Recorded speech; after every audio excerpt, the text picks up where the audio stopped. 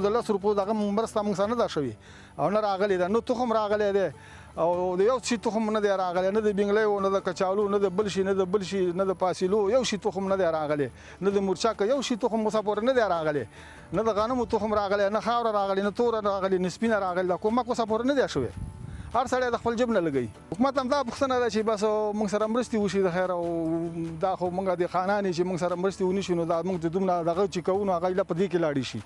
بس اصیل لا نه پاتې کېږي. موږ مرستې د سر مرسته وشي، د غنمو وشي.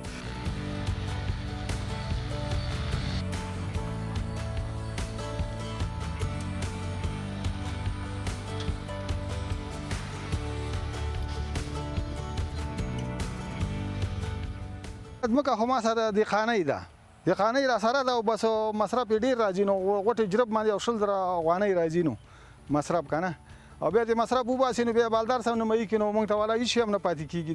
دغه نه پاتې کېږي. جرب خو دغه 50-60 زره روپۍ خرج شي که نه، او اصیل هم په دغه 100 زره روپۍ پرې راځي، نو دغه ډېر زیات شي موږ ته 40 زره روپۍ پاتې شي، هغې کې بیا 100 زره روپۍ بالدار له ورکړو، 100 زره موږ واخلو، نو ډېر دغه پکې نه پاتې کېږي، نو ځکه چې مصارف پرې ډېر راځي. دې ته به ګټه به وکړو ځکه چې موږ نه سمې نیمایي پیسې په تخمونو باندې ځي او په سرو ځي او په دا یو شي بل څه باندې ځي، او چې موږ سره کومک وشي که نه نو موږ ته به ډېر پیداوار پاتې شي، موږ ته به ډېره ګټه پاتې شي.